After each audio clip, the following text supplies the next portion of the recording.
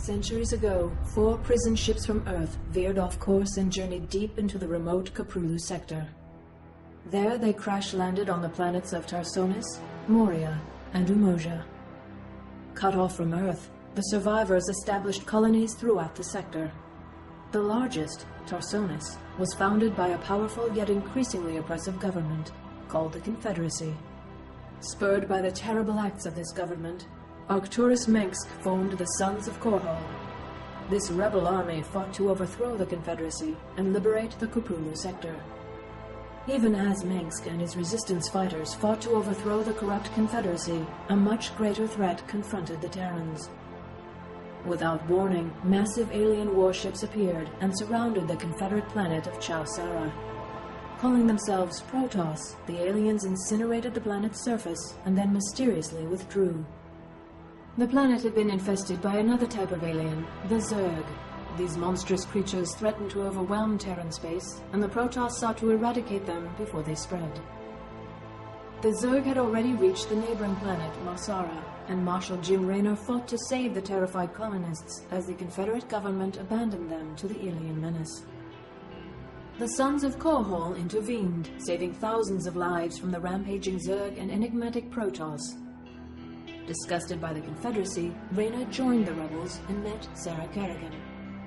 Kerrigan was a former Confederate ghost operative, and she shared Raynor's desire for a liberated Caprulu sector. They grew close as the battle with the Confederacy escalated. But Mengsk went too far in his hatred and ambition. He ordered devices placed on the Confederate capital world of Tarsonis to lure the Zerg and annihilate the population.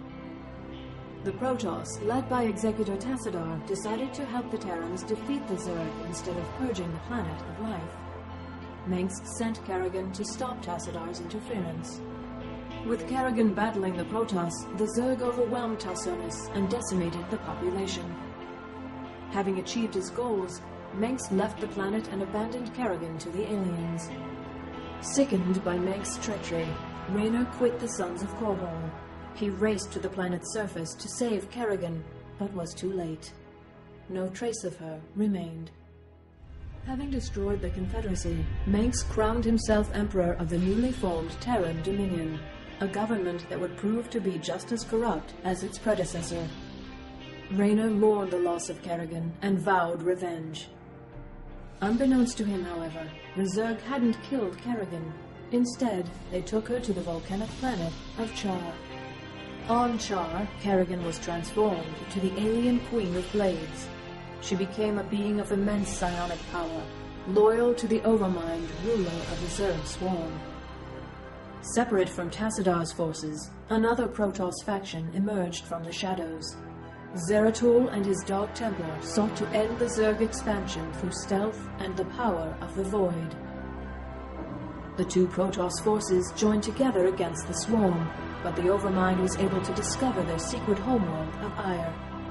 The Zerg quickly invaded, and the Overmind embedded itself in the planet's surface. Zeratul taught Tassadar how to combine his powers with those of the Void. Tassadar fused those energies into his ship, and crashed it into the gargantuan Overmind, destroying it utterly. Despite Tassadar's sacrifice, the Protoss on Aya were forced to seek refuge on the Dark Templar homeworld of Shakuras. With the Overmind destroyed, Kerrigan assumed control of the Zerg. Raynor began a resistance movement against the oppressive Dominion. In retaliation, Mengsk deployed his greatest weapon, propaganda, to marginalize Raynor's efforts and paint him as a terrorist.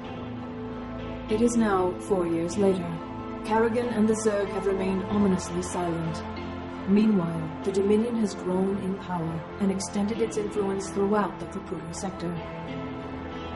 Raynor and his forces, plagued by low morale and lack of resources, continue their struggle against the Dominion.